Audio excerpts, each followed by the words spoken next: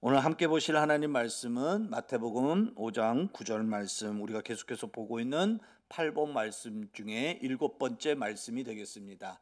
우리가 같이 한 목소리로 함께 한 목소리로 합독을 하도록 하겠습니다. 함께 읽겠습니다. 시작.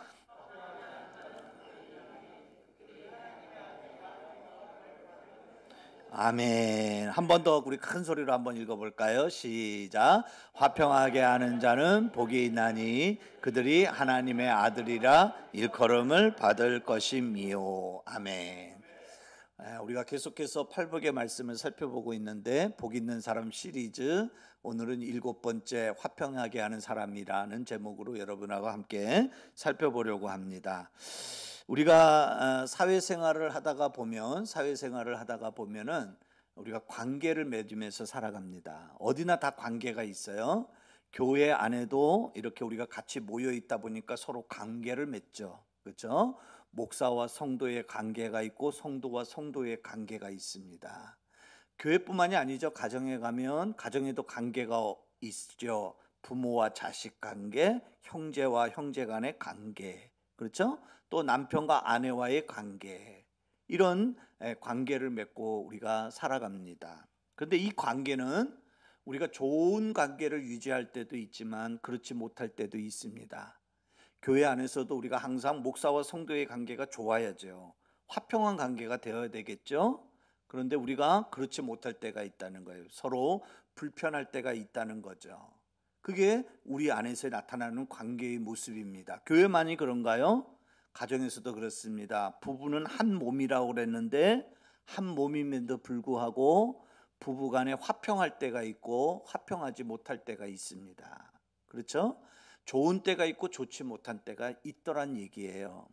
한 핏줄을 이어받은 형제, 남매지간에도 서로 화평하지 못하고 서로 갈등하고 서로 아파하고 서로 괴로워하는 그런 일들이 우리에게 있을 수 있다는 거죠.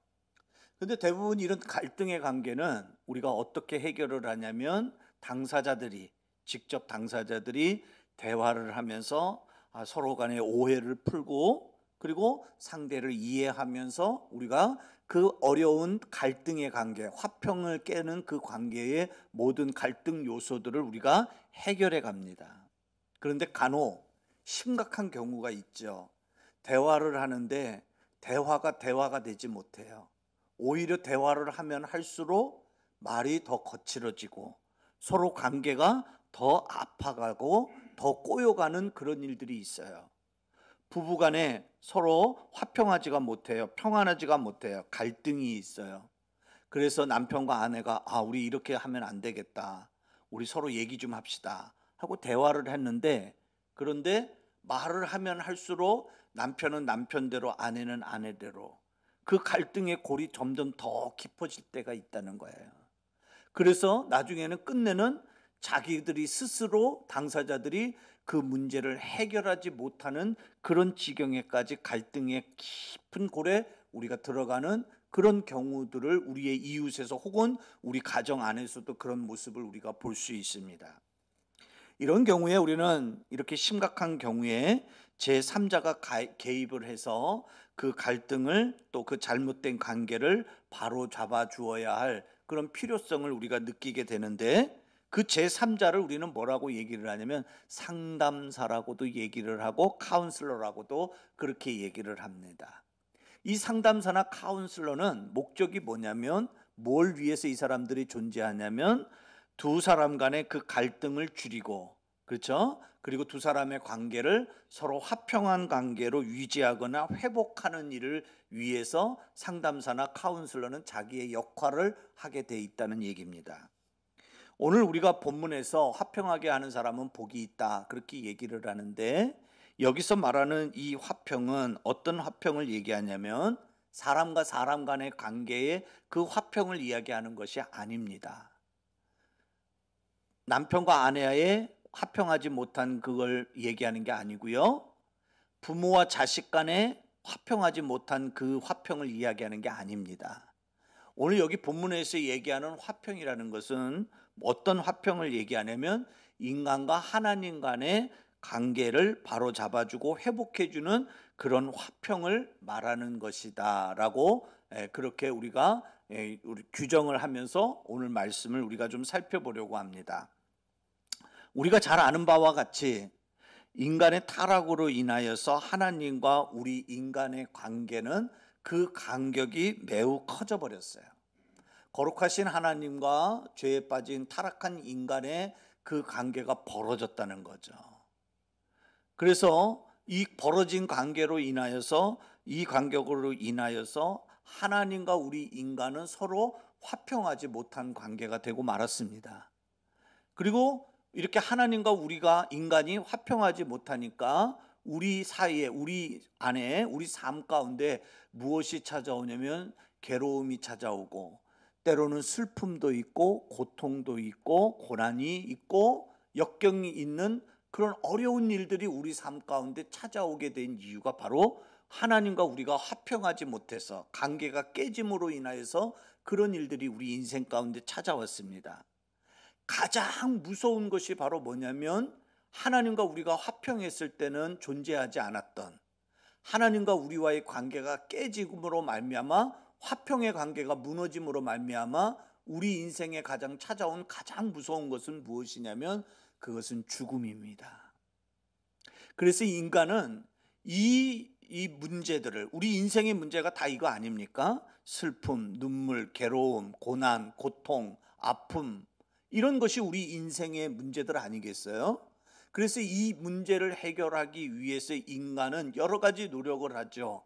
내가 의로운 삶을 살면 이 문제가 해결이 될까? 내가 도덕적으로 살면 이 문제가 해결되는 것인가? 내가 최선을 다해서 열심히 살면 이 문제가 없어지는 것인가? 또 내가 철학적으로 고결한 삶을 살면, 내가 이상의 삶, 그런 사로잡혀서 내가 그런 이상적인 삶을 살면 인생의 이런 문제를 해결할 수 있는가? 우리는 그런 생각을 많이 가져보지만, 그러나 이 간격은 어떤 인간의 노력이나 행위로 어떤 것으로도 이것이 메워지질 않습니다. 깨어진 하나님과 우리 간의 그 관계, 화평에 무너진 그 화평이 다시 회복이 되지 않는다는 거예요.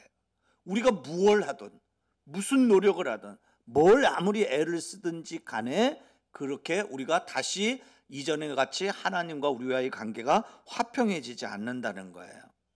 그래서 이처럼 하나님과 우리의 관계를 화평하게 만들어 주실 분이 필요로 하는데, 그분이 누구냐? 그분이 바로 누구이시냐면 우리를 위해서 생명을 내걸고 십자가에 매달리셨던 예수 그리스도, 그분이 바로 하나님과 우리와의 무너진 그 화평을 회복해 해주시는 귀한 일들을 감당해 주신 분이 바로 우리 주 예수 그리스도라는 사실을 여러분들 믿으시기를 주님의 이름으로 축원합니다. 여러분, 하나님이 인간을 창조했을 때 하나님은 인간을 너무나 사랑하셨어요. 하나님은 우리 인간을 사랑하시는 분이에요. 지금도 하나님은 저와 여러분을 사랑하고 계심을 여러분들이 잊지 않기를 주님의 이름으로 축원합니다. 하나님이 여러분을 뜨겁게 사랑해요. 아니, 하나님이 저 같은 걸 아시나요? 저의 이름을 아실까요? 아무도 세상 사람 나를 주목하지 않는데 그런 나를, 조물주 되신 하나님이 나를 아신다고요? 나를 사랑하신다고요? 나에게 관심이 있다고요? 믿어지지 않습니까? 아니요, 하나님은 여러분을 정말로 사랑하십니다. 그리고 인간은 그 하나님의 사랑으로 말미암아 하나님의 자녀로서 엄청난 특권을 누리면서 우리 인간은 그렇게 살아왔어요. 처음엔 우리 인간이 그렇게 살았습니다. 사랑을 받고 그 사랑에 힘입어서 특권을 누리면서 살았던 게 우리 인간의 본래의 모습이에요. 그런데 이런 인간이 어떻게 되냐면 타락을 하고 말았어요.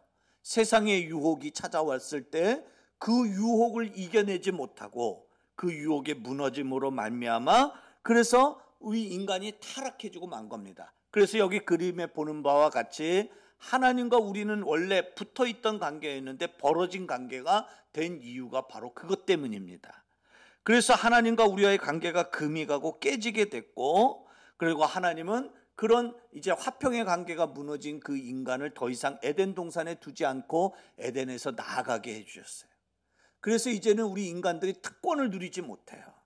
우리 인간들이 어떻게 되냐면 하나님으로부터 이제 우리가 그 유혹에 넘어간 타락으로 인하여 우리 인생 가운데 땀을 흘려야 되고 수고를 해야지만이 우리가 무엇인가를 얻을 수 있는, 노동을 해야지만이 뭔가를 얻을 수 있는 그런 사람으로 하나님이 우리를 만들어 놓으시고 말았습니다. 그래서 하나님은 인간에 대해서, 인간이 하나님을 버리고 세상 유혹을 따라가니까, 하나님의 말씀에 불순종하니까 하나님은 그들에 대해서 마음에 하나님이 진노하심이 있어요. 또 인간은 하나님이 자기 자신을, 하나님을 버리니까, 인간을 버리니까 하나님에 대해서 뭘 갖기 시작하냐면 불평을 갖기 시작하는 거예요. 원망을 하기 시작하는 거죠. 그런 때에 예수님이, 하나님과 우리 인간이 점점 그 간격이 벌어지니까 예수님께서 그 잃어버린 화평을 회복하기 위해서, 벌어진 인간과 하나님의 그 관계를 다시 회복시키기 위해서, 그래서 예수님이 이 땅에 오셔야만 했어요. 이런 깨진 관계, 벌어진 관계, 이런 간격을 회복하고 메우는 것이 바로 누구의 역할이냐면 그것이 바로 예수님의 역할이었다라고 그렇게 말할 수 있습니다. 말라기에서 4장 6절에 보니까 이렇게 말하고 있습니다. 같이 우리 한번 한 목소리로 함께 같이 읽어볼까요? 시작. 그가 아버지의 마음을 자녀에게로 돌이키게 하고 자녀들의 마음을 그들의 아버지에게로 돌이키게 하리라. 돌이키지 아니하면 두렵건대 내가 와서 저주로 그 땅을 칠까 하노라 하시니라. 아멘. 여기 보니까 그는 누굴 얘기하냐면 예수님을 얘기하는 거예요. 예수님이 오신 이유가 있어요. 두 가지를 얘기하고 있어요. 뭐냐면 아버지의 마음. 아버지의 마음은 누구의 마음이냐면 하나님의 마음이에요. 하나님의 마음을 예수님이 어떻게 하면 자녀들에게, 자녀는 누굴 얘기하냐면 인간을 얘기하는 거예요.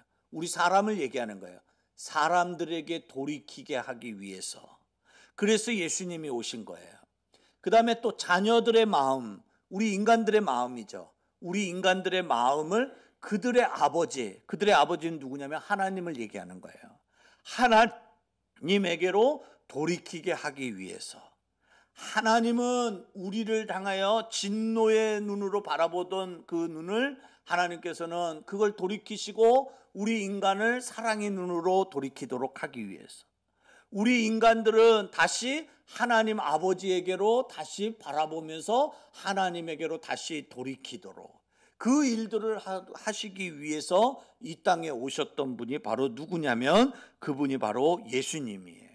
그래서 예수님은 죄 많고 타락한 이 땅에 그 일을 위해서 예수님이 오신 것입니다.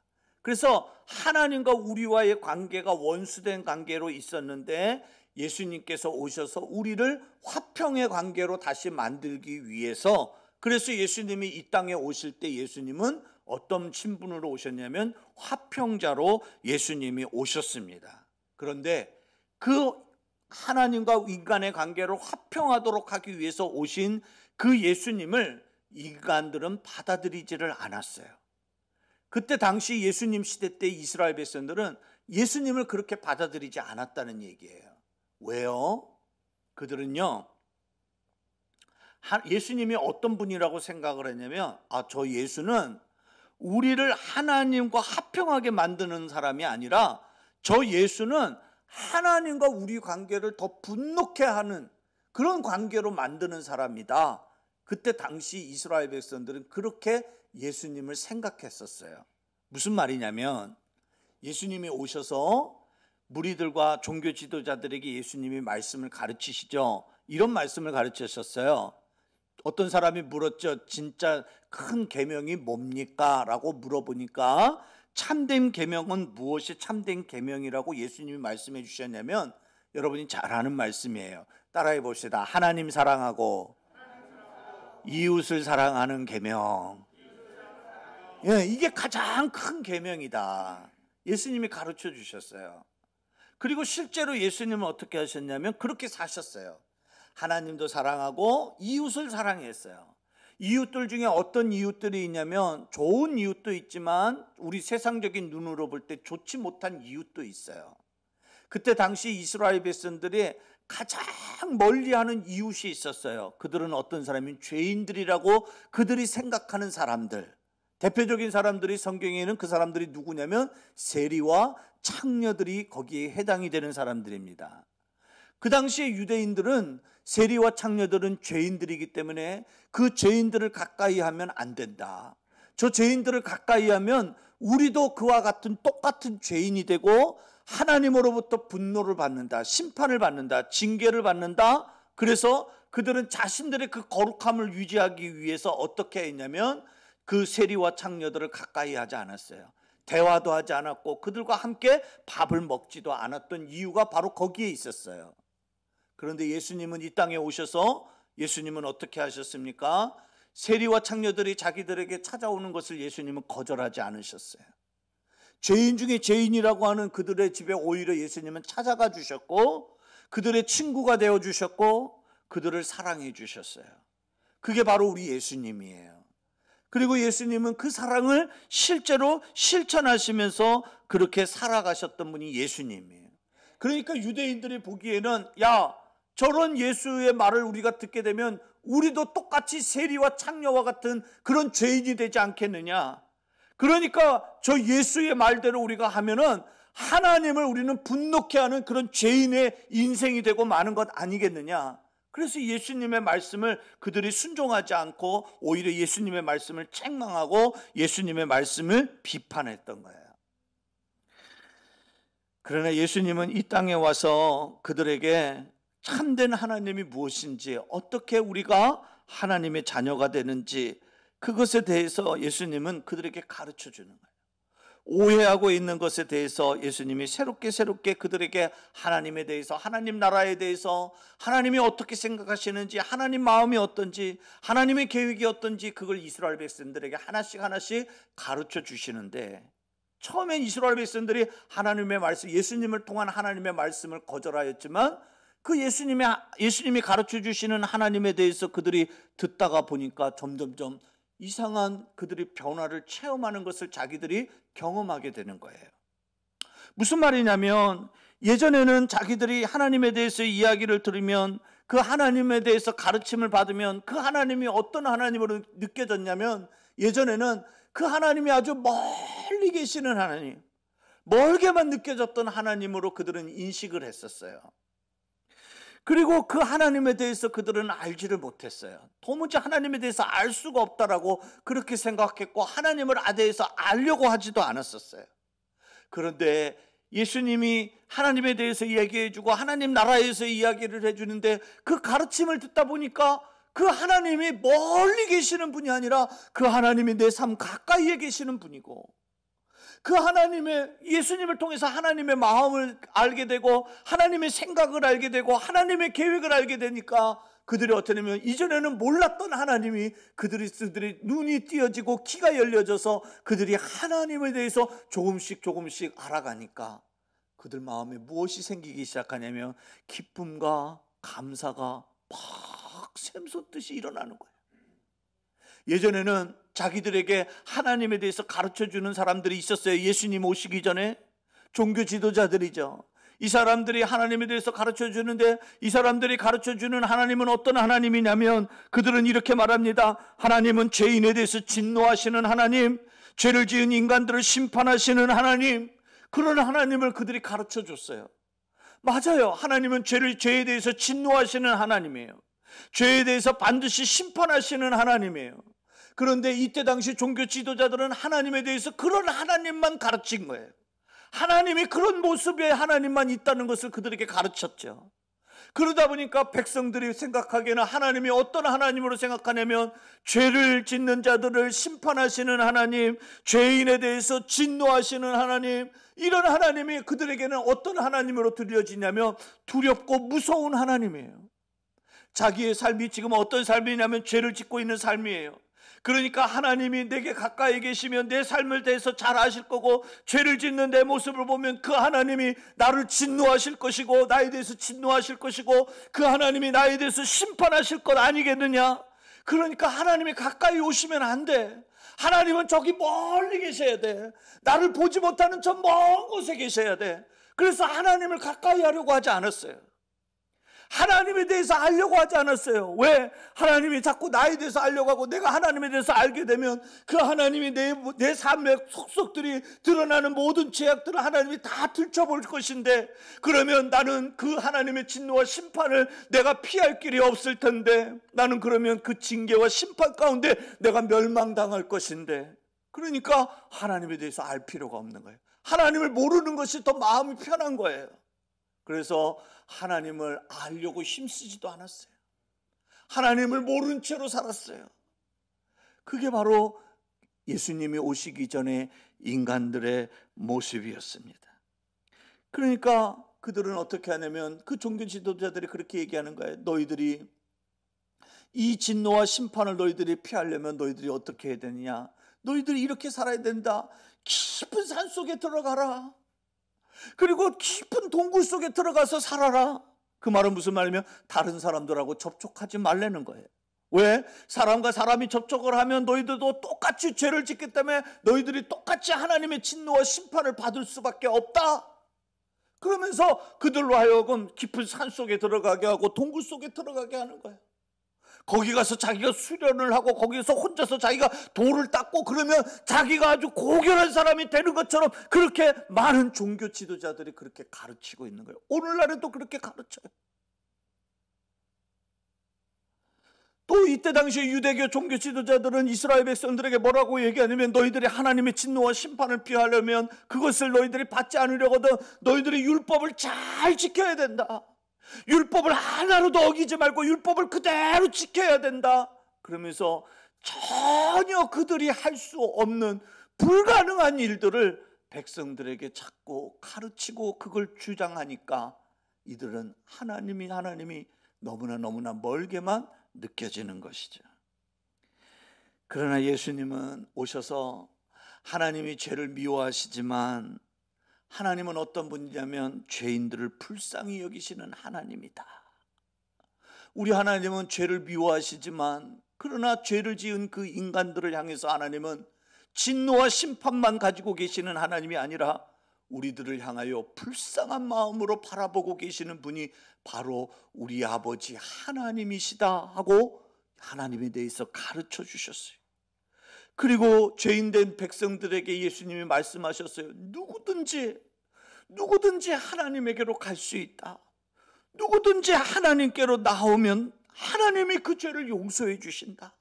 어떤 죄를 지었어도 하나님이 그 죄를 깨끗하게 용서해 주신다 하면서 용서해 주시는 하나님, 사랑해 주시는 하나님, 우리를 맞아주시는 하나님, 우리를 품어주시는 그 하나님, 그리고 죄인된 백성들이 하나님의 아들이 될 수 있다라고 예수님은 하나님에 대해서 자세히 가르쳐 주셨어요. 그 예수님의 가르침을 받으니까 이스라엘 백성들이 그 하나님을 내게 가까이 두고 싶은 거야. 그 하나님이 내게 가까이 계셨으면 좋겠어. 그리고 그 하나님에 대해서 더 알았으면 좋겠어. 그 하나님이 나에 대해서 어떻게 생각하시는지, 그 하나님이 나에 대해서 어떤 계획을 가지고 계시는지 그 하나님에 대해서 더 알아가고 싶어. 그래서 예수님을 통해서 하나님은 다시 인간들을 향하여 기뻐하고 즐거워하는 그런 심령으로 바꿔주시고, 백성들은 예수님을 통해서 다시 하나님의 그 의도, 하나님의 그 사랑, 하나님의 그 마음, 그것을 예수님을 통해서 정확하게 우리가 깨달아 알게 되었습니다. 여러분, 화평이라는 것은 인간의 힘으로 할 수 있는 영역이 아닙니다. 화평은 누가 할 수 있는 영역이냐면 오직 예수님만 하실 수 있는 영역입니다. 여러분, 진정한 화평이란 뭘 얘기하냐면 사람과 사람 간의 관계에서의 화평을 말하는 것이 아니고, 진정한 화평이란 뭘 얘기하냐면 어떤 화평을 얘기하는 거냐면 하나님과 우리 인간 사이의 화평을, 그것이 바로 오늘 성경에서 이야기하는 마태복음 5장 9절의 화평이 바로 그 화평이에요. 그래서 이 하나님과 우리 인간의 이 화평을 위해서 우리 인간이 할 수 있는 일은 아무것도 없다는 거예요. 하나님과 우리와의 관계에서 이 화평은 누구로만이 가능하냐면 오직 예수 그리스도 그분을 통해서만이 이 화평을 우리가 이룰 수 있다는 사실을 우리 모두가 깨달을 수 있기를 주님의 이름으로 축원합니다.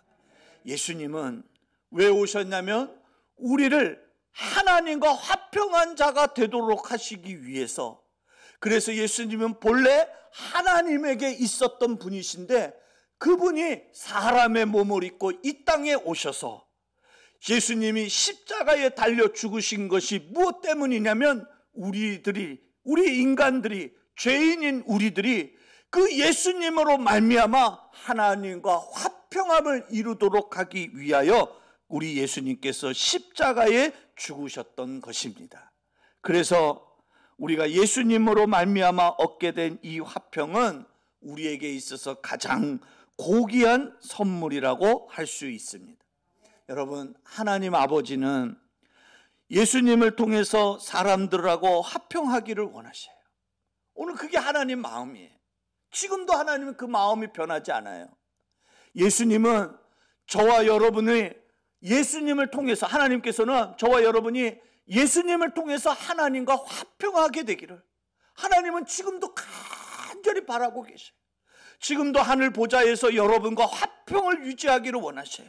누구를 통해서? 예수님을 통해서. 누구를 통해서? 예수님을 통해서.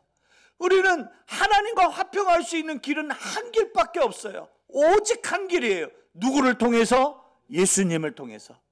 여러분, 예수님을 통해서 우리가 화평한 자가 될 수 있고 하나님은 지금도 그것을 기대하고 계셔요. 그걸 바라보고 계셔요.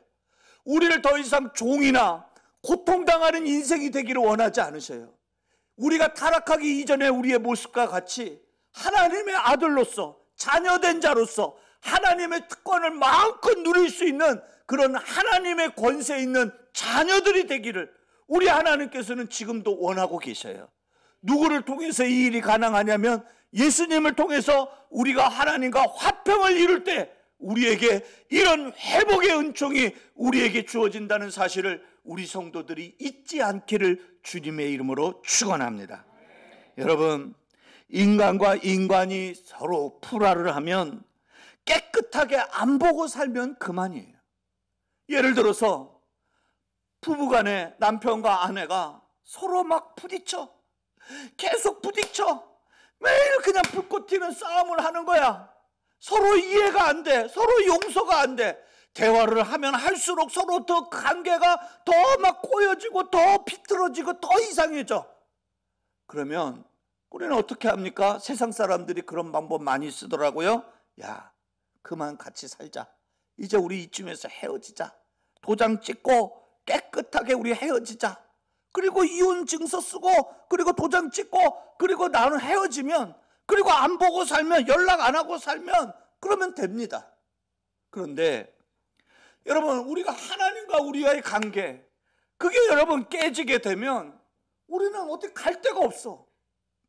사람은 예를 들어서 내가 이 사람을 보기 싫으면 그러면 이 사람이 없는 곳에 가서 살면 돼요. 근데 하나님과 내가 관계가 화평하지 못하면, 그 관계가 깨지면 인간이 여러분 하나님을 떠나서 어디 가서 살 수 있겠어요? 저 미국 땅에 가면 하나님을 피해서 살 수 있습니까? 저 아프리카 오지 깊은 곳에 들어가면 하나님을 우리가 피해서 살 수 있습니까? 아니, 우주 밖으로 나가면 뭐 우주선을 타고 우주 바깥으로 나가면 그러면 하나님을 피해서 살 수 있습니까? 없어요. 우리는 하나님을 피해서 살 수 없는 거예요. 그러면 양자간에 우리 하나를 택일 해야 되죠. 어떻게 해요? 다시 하나님과 우리가 화목해지든지 화평해지든지, 아니면 그것도 아니면은 영원히 하나님과 원수가 돼서 내가 하나님으로부터 징계와 심판을 받아 지옥으로 떨어지는 인생으로 내가 결정을 짓든지, 둘 중에 하나를 우리는 선택해야 하는 것밖에 없다는 거예요. 여러분은 뭘 선택하시겠어요? 영원히 징계와 심판이 계속되는 지옥 가는 인생으로 여러분 인생을 선택하시겠습니까? 그런 어리석은 선택을 할 사람이 없죠.